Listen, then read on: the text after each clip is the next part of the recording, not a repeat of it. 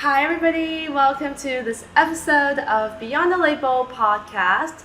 Today, I am here in Hong Kong in Central in the space called Wyndham Social with writer and illustrator Sophia Hotung. Hello.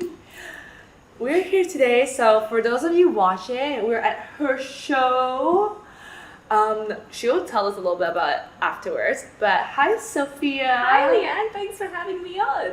I'm so excited for this because actually I interviewed Sophia a few years ago, like 2 years ago. 2 years ago, yeah. Yeah, and that footage actually got wrecked. Like it loaded into my computer and then it just could not open nor recover for whatever reason. So we're back here and I'm so excited to speak to you again. It was the gods making us hang out with each other again. It was to make this happen. Yes. So Sophia, do you just want to tell the audience a little bit about yourself and like what do you do? Sure. So my name's Sophia Hotung. I'm from Hong Kong. I'm Eurasian, and I'm a writer and illustrator. I became one about 3 years ago because I had a lot of chronic illnesses and they stopped me from doing my work. And I became well known as an artist for doing this thing called the Hong Konger collection. And since then, I've done a second collection called Choreopolis, and that is what is exhibiting right now in the Wyndham Social space. Well, before we go deeper into like your journey and all that, do you just want to talk a little bit about the Choreopolis collection? Since we're here already and we're looking at it and it's full of like fun and like colors. Sure. So there are two ways I describe it, depending on how much time people have. The short version is, imagine famous musical theatre dance scenes in a Hong Kong context.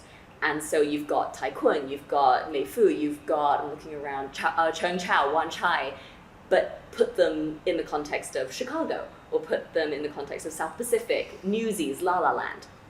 So that's the short version. The long version is, it's an exploration of what it means to be limited and living within limitations with joy. So I feel very limited because of all my chronic illnesses. I call myself disabled because they affect my life to the point where I'm unable to do a lot of stuff. And at first I used to fight against that. I used to really want to try and not have any boundaries. They tell a lot of disabled people, oh, don't be limited, no limitations, overcome it, fight it. And I've learned that it's not healthy to actually think of a disability like that. It ends up making you very sick, very stressed, burnt out. And instead it's better to accept what you cannot do and thrive with what you can do. And so you'll notice the circle motif a lot in Choreopolis. And it's basically an analogy for my physical limitations. When I was a kid, before I got sick, I had the whole square to play with. Now I only have a circle within that square, but that's not to say that what I can do within that circle can't be colourful, lively, bright, full of song and dance and theatre. So that's the long answer for Choreopolis. Well, first of all, I love that so much because I think when I came to visit the exhibition, Sophia mentioned that, you know, every one of us have our own circle. Like we all limit ourselves or get told like, or the world limits us and we have no control over it. There's stuff that we cannot do and we can push, but at the end of the day, we're not going to do it. So you can either get upset and try and push and come up short all the time, or look at what you do have, and I guess it's an exercise in gratitude and thrive in what you can do. And so just, you know, going straight in with this, like how do you you know, like find motivation and find the joy and the hope and the light when you face all these illnesses and all these challenges that come with it? Because I mean, I personally feel, you know, a lot of difficulties with this world being like not so friendly with people with like differences, quote unquote. So how do you feel about that? You know, if you had asked me this a week ago, I think I would have given you a very positive response, like, oh, well, you just have to remember that no one did it. Honestly, I've had a tough week full of burnout. My illnesses really hit me in the face when I really needed them to cooperate. And I felt so down in the dumps. And especially at night when the day ends and you're alone, I just felt like, oh my God, I really wish I wasn't sick. And I think one way we talk about disability is there's having it and being sad about it, and then there's getting over it and you're fine, and even if you have it, you're positive now. Yeah. And I think I channel a big positive vibe, but actually it's not entirely truthful. I do get really frustrated and angry and depressed about being so limited sometimes. And so, because you're asking me that after a week of feeling pretty frustrated, I think there are different things at play. I think it's a discipline to not let yourself get down. I've slipped a few times and been like just grumpy and down in the dumps and not let myself sort of think of the gratitude stuff, because it's a lot of work to force your brain not to think about the easy thing, which is, oh, I feel so bad, and force your brain to be positive. And it's like doing homework every day or going to the gym every day. You have to force your brain to not go there. And when you're tired and not feeling well, it's a lot more energy. So I think thinking of it as discipline makes me feel stronger by buying into it. Because before I used to be like, oh, self-care, that's so whatever, like I don't care about myself anyway. But when I think about discipline, it makes me feel like I'm working hard and working towards something, and it's a practice, much like anything you've learned to practice. So there's also the social aspect of being ashamed, being embarrassed of being ill. And for about 10 years, the first 10 years of being ill, so when I was age 16 to 26, I did a very good job of hiding being ill, or if people knew I was ill, making a joke about it.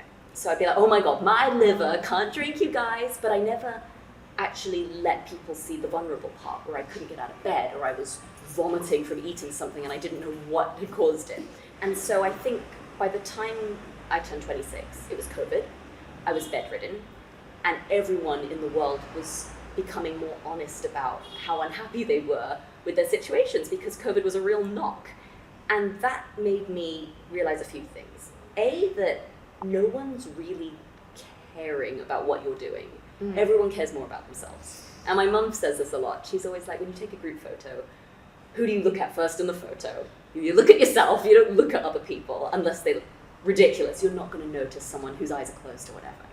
And so no one is really thinking about me that much. People are actually a lot nicer about disability than I thought. And the discomfort and the awkwardness around disability comes because we don't talk about it. And it gets worse as we continue not to talk about it. And so I try to talk about my illnesses, still in a fun way. I don't really know how to not like make humor out of them at this point, trauma. But I really try not to get offended. Well, I don't really get offended anyway, unless someone says something awful. I don't get offended by questions. Most people are well-meaning, and they ask well-meaning questions. And most disabled people are like that. You can ask stuff that you think would be totally offensive, and usually the disabled person in question does not find it offensive, or understands that even if you didn't use the right words, you're trying to learn so you can accommodate them better. And trying to internalize that is really hard. I can tell people that, and they're like, no, but it's still embarrassing. It really just takes time and small examples of people being kind and generous with their understanding to finally get to a point where you are okay being more vulnerable with the truth of your body and your health. I feel like, it's what people keep saying about, like, if you feel awkward, then it becomes awkward. Yeah. If it's not, if you're just, like, very playfully or expressing, like, honestly, people will, like, get your intention and your vibe and be like, oh, okay, like, that's it. Yeah. I don't know if this is a healthy approach, but I was a very awkward child. Like, if you ask anyone who knew me from the ages of 11 to probably, like, 17, 18, I was so uncomfortably awkward and didn't know what to do with myself. And I remember seeing other girls at my school who were just always happy. And people liked them because they were always happy. And I don't know if that was a front or whatever, but I saw very happy girls who everyone liked. And I thought, you know what? If I can make everything positive, then no one can actually hurt me because I am so positive. And obviously there's like a whole realm of, are you living a lie, whatever, but I genuinely, it goes back to discipline. If you discipline yourself to not take yourself seriously, if you're silly, no one can call you out for being silly because you were trying to be silly anyway. If you're carefree and optimistic and kind, the worst thing someone can say about you is, oh my God, she's so kind, which is like, okay, sorry. I genuinely believe that it's hard sometimes, especially when you're feeling grouchy or uncomfortable or sick. But I genuinely believe that if you act in a way that is unashamed and maybe a little bit too goofy, silly, positive, happy, you can overcome a lot of your own insecurities about being awkward, uncomfortable, sad, ashamed, embarrassed, etc. That is so true. Because, wow, no, I'm just processing this a lot because I feel like, in many different areas, especially in like, say, like in Hong Kong or like in Chinese culture, there's so many different things that people will be ashamed about. Yeah. And it's not a shameful thing until you become ashamed of it. Does that make sense? Yes. Yeah. We live in a huge shame culture, and I think social media has only made that worse, where we are now more ashamed of things that before no one needed to know about, like what we spend money on, what we eat, how we look, how we dress, how we behave in private quarters where now they're being filmed because of social media. And I think we can either decide to buy into the shame and be really vigilant about how we come across, shame other people, or we acknowledge that everyone is scared of shame. People are gonna mess up. People are gonna do stuff you disagree with, but honestly, so are you. So chill out. Yeah. I think what you're sharing right now is really just reminding me that we're all just humans and we just need to embrace that we're humans. Like, we have these limitations, but we work with it and we do what we can to make life better. Yeah. And that's all we can do, right? And honestly, if you're the kind of human that doesn't experience any of these emotions, shame, feeling limited, feeling frustrated, then you can't connect with other people. I feel like I have very genuine conversations now about not necessarily illness, because not everyone's ill, but limitations, because everyone is limited. And before I hid all that in, and I feel like other people hid that in, and we never had meaningful conversations about important, deep things. It was very superficial because we were so scared of the shame aspect of things, of the vulnerability, of the overexposure, when actually that's what makes us human and what makes humans connect with each other. Yeah. I feel like that's what your art is doing, honestly. Yeah, just like using like a universal language to use images, that speaks to honestly like every age group and every gender, and people, they look at it and like with your interpretation and your own life story putting into it, I think that's so meaningful. And so I personally, got one of the prints from Sophia, and it was, I'll put it somewhere here, but it was and like a street of Hong Kong, but it shows like how busy Hong Kong is and like the hustle culture, and people were like jumping like across the road and like on buses, and like that honestly really spoke to me, because now I put it in my home and it reminds me that like, oh, like you can be like this, you can be like jumping around and like you're trying to like get to places as fast as you can, but there's also you don't really have to do that like all the time. And that's why I think art is just so important and like beautiful to us. Yeah, in a way it's sort of like my diary. So before I became an artist, I worked in IT audit, I worked in business development and tech roles, and it was fun, but it was driven not by a desire to be a great IT auditor or learn IT. It was pursued because it seemed impressive. And I wanted people to look at my business card or my resume or my LinkedIn and be like, oh my God, she's so smart. And it didn't mean anything, because by the time I got those jobs, no one cared. I was in my apartment alone eating pasta out of a saucepan with no one caring that I had gotten this job. And that piece, it's called Sit Down, You're Rocking the Bus. It's based on the Guys and Dolls song, Sit Down, You're Rocking the Boat. And Guys and Dolls is about gambling. It's about like hustlers in New York trying to make it. And so the artwork is Devoe Road, which goes all the way down and doesn't end, but it sort of turns at Standard Chartered Bank.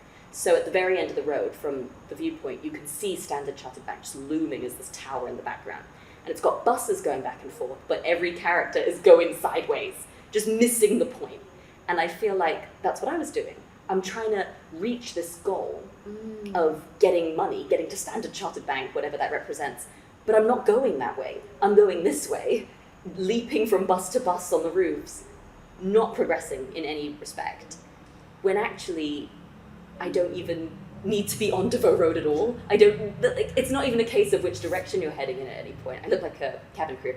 But it's a case of, are you on the road you want? Do you want to be on Devoe Road? You can always go to Queens Road Central. You can go to Connaught Road. You can go to Cheung Chau. Yeah. It's this idea of how limited are you choosing to make yourself?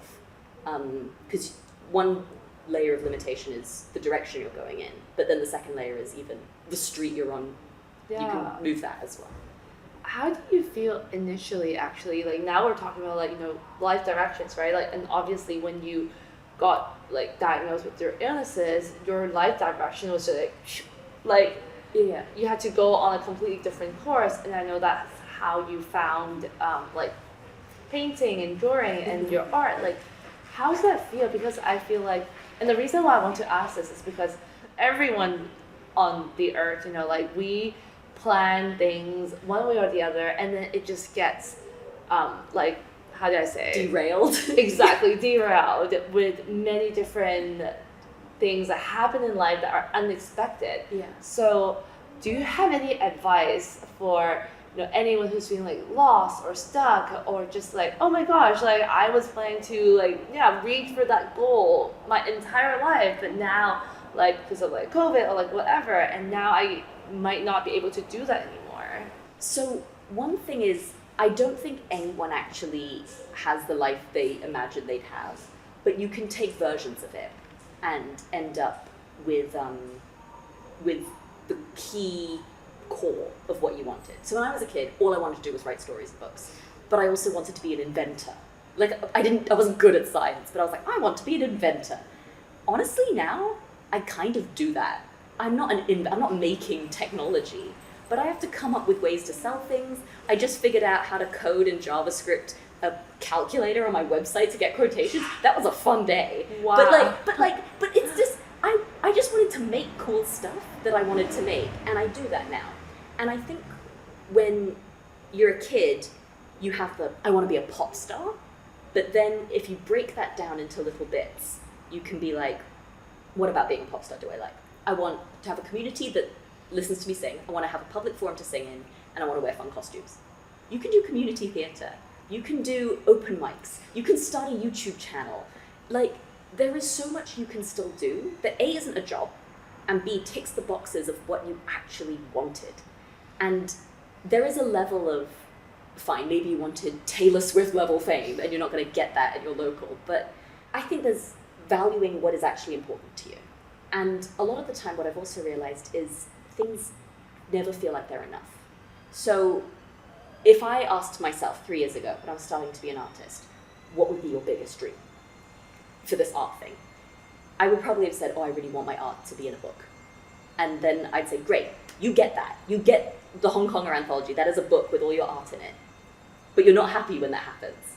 Because, like, what next? There's always the what next. There's always the I'm never enough. I never have enough. I never do enough. I never am enough. And every time you meet a goal or tick a box, it's never quite that satisfying feeling. And so I think registering that anything you're trying for, just know that if you achieve it, you're going to want something else. So what does that mean for you? Does that mean it's not worth trying, which is fine? Does it mean you're going to try anyway, but not be as hard on yourself if you fail? Because if you succeed, you're still going to be hard on yourself. It's just good to know what your enough threshold is, and good to acknowledge that when you achieve things or when you fail at things, regardless of success or failure, you're still not going to be satisfied unless you force yourself to be. Yeah. So, long-winded answer, but those are kind of what I think about when I think about what my initial plans were for my life and what I've ended up doing. Wow, I think when you say how you break down your dreams, that makes a lot of sense, because I think a lot of us, you know, like, we chase one thing and then we forget why we want to chase that thing. It's like you said, maybe it's because you love, you know, being creative. That's why you want to be an artist. And people, like, focus on, like, the fame and the money, and they forget to have fun in the process. Yeah. And I think that happens to so many of us. So it's just a great reminder right now that, you know, it's time to, like, have a little reflection and to have a think of, like, what really matters to you the most. Yeah, I call it the Tuesday afternoon test. So on a Tuesday afternoon in your job, what do you want to be doing? And if not, what do you want to be doing? What would you be doing, and would you enjoy that? So as like I love a system, I love like frameworks, I love like spreadsheets. And so when I was applying for IT audit jobs, a part of me was like, what would I be doing on a Tuesday afternoon? Oh, I'd be working on Excel, I'd be doing systems. I could get behind that. I enjoy that. Fair enough. I know I like slag off IT audit. I actually enjoyed my job.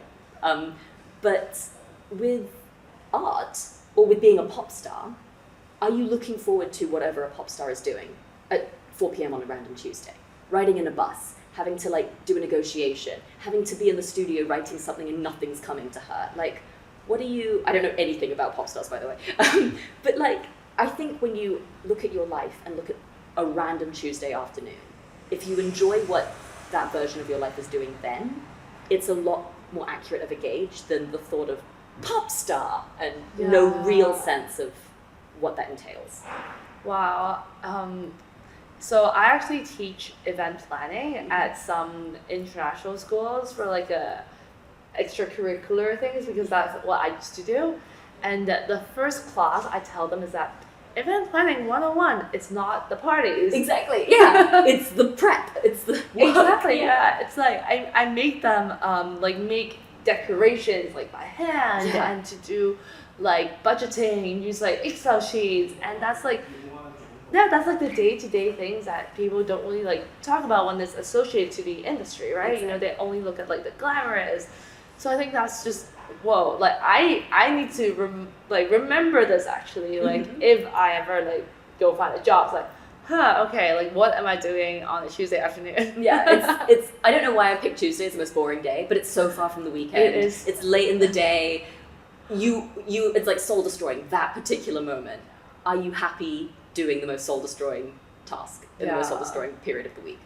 And if so, yeah, pursue it. Yeah, and because it's true, like you soul destroying, and it's so true, because, and these are like repetitive things. These are things that you have to do, maybe not every Tuesday, but like every single day. Yeah, it's the bookkeeping. It's the making each little doodad for an event. It's building the website. Correct. It's proofreading. No, so well, I want to ask you then, like, now that you're an artist, and I feel like that's, to you as a third person seeing it, it's like a different lifetime, you know, than from like your tech job and like from like whatever you were doing before. So how do you plan to, you know, proceed this journey? Because we're talking so much about the past and like how you get here. So I'm a very type A person. I was very much like, I'm going to get out of college, I'm going to do 5 years here, then I'll be an assistant manager, then I'll da-da-da. And there are two things that make it very difficult to plan. First thing is my illnesses. I don't know when I'm going to have remissions and when I'm going to have relapses. So I don't know when things are going to be so bad that I can't work, or so good that I can do everything and stick to my schedule. So that makes it very difficult to plan more than usually a year. And the second thing is art is a very unpredictable industry. I never know if things are going to sell. Sometimes random stuff sells that I hate, and I'm like, oh, okay, cool, I'll take the money, but why? And other times I'm like, why isn't this selling? I put my heart and soul into it. How is this not making me the money that I thought it would make? So super unpredictable landscape, both internally and externally. And the way that I have to deal with it is, again, focus on the small things. I think I've never realized this until we started talking, but I really have to break down things and focus on the small things. And I think that comes from having chronic fatigue. So when you have chronic fatigue, the smallest thing can seem like the biggest task. So if you're like, oh, I want to go to the park, but that's such a big issue for me, you need to break down, why do you want to go to the park? Is it to see sun? Is it to just get outside? Is it to get exercise? Is it to go get a coffee at the coffee shop there? And then you have to break it down and be like, right, I can go sit on my balcony and that's my sun. I can make a coffee here and then I don't have to walk all that way. You really have to break down even the most basic things of your life. And so from a life planning aspect, it's just that same exercise but zoomed out. What do I want to get out of the next 12 months of my life? Okay, I would like to make a certain amount of money because I need to eat and pay rent, and that's very real. So I need to do enough work to, usually commission work because that's paid up front, to settle my bills and have some savings. I would like to learn skills X, Y, and Z, and I would like to hang out with these people and go on this trip. That's literally all I can plan for.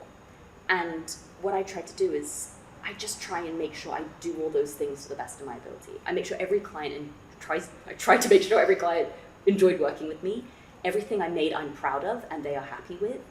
And it's that integrity, and again, that discipline to just keep focusing on the work and making it good work that I hope maybe blindly carries me into the next year.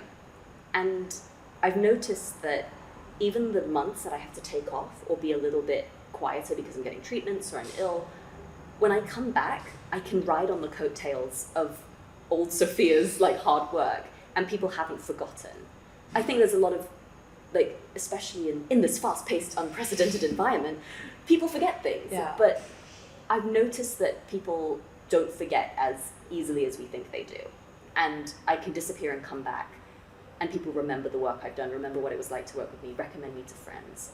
And so my advice is to, maybe sometimes it's not that great to always be thinking into the future. Sometimes focus on what you're doing, make it good, put your heart into it, put your heart into relationships and be genuine and sincere, because in the future, when that comes around, you can ride on that to future work, future happiness, future hobbies, relationships, etc. What I'm personally learning from this is basically to have intention to do everything, because when you break it down, you really see that, like, okay, I want to do certain things for all these very specific reasons. And I think sometimes, like, you know, we do things so blindly. It's like, oh yeah, okay, let's go out today, you know, like, let's go shopping, or like go whatever. But like maybe the shopping is to, like, you know, hang out with people, or to like get like some walking steps in, like, Yeah. whatever it is. And then we just do things like so blindly, and then we forget the intention when we're actually doing it. So I love this so much. Well, I would counter that actually. So, okay, Yeah. there's two extremes, and I think it's riding that little bit in between. Because you can either Yeah. be super scheduled and be like, I'm doing everything with an intention. If there's no point to it, I'm not doing it. Mhm. And then there's discovering life. There's letting life sort of happen to you and encountering things, going on a walk and finding a playground and being like, oh my god, this is such a fun playground, cool. Like, and it's really hard to get that balance of doing things on a whim and letting life take you, and doing things with intention, Yeah. so you are efficient. And so I think the word, like the key word for me is noticing. So noticing what phase I'm in. Am I going to be doing let the world take me and I have enough energy to sustain that, and I'm well enough to sustain that, and I'm just going to go with it because who knows who I'll meet, what I'll find? Or am I in a place where I need to do things intentionally, I need to be deliberate, I need to be efficient? And just being like, okay, we're in this phase today. Let's be grateful for everything that we see. Let's notice everything. And I think the intention and the noticing is kind of, they go hand in hand. Just have an intention to notice. So you can be grateful for the moments where things aren't structured and aren't planned and are carefree. But then the moments where you need to tighten up and you have limited energy or limited funds or whatever, you notice what's going on around you so you can appreciate what's there. And that comes full circle back to, like, notice what's there rather than what you don't have.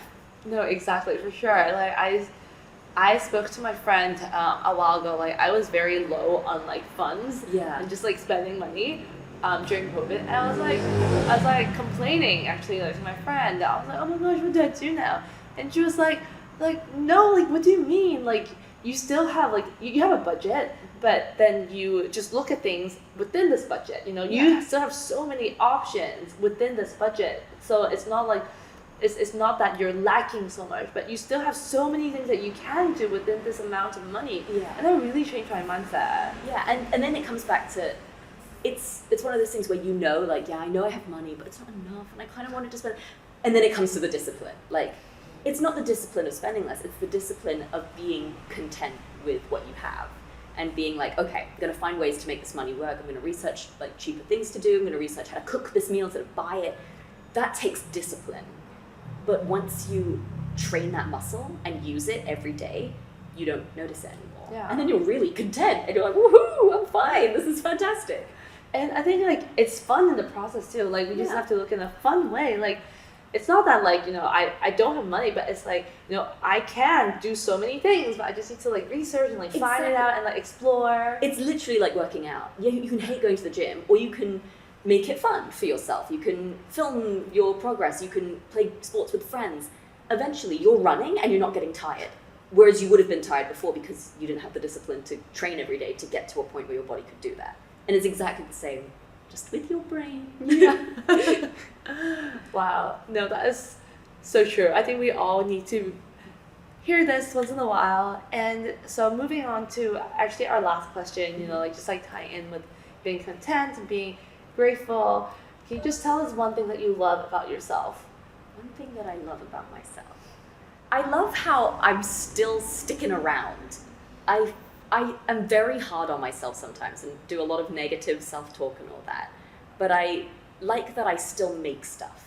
Even in my darkest moments where I want to throw everything and I like flip the table, I like how there is a part of me that hangs on, and I don't know where it comes from sometimes. Sometimes it feels very foreign to who I actually am, but I'm very proud of that part of me that hangs on.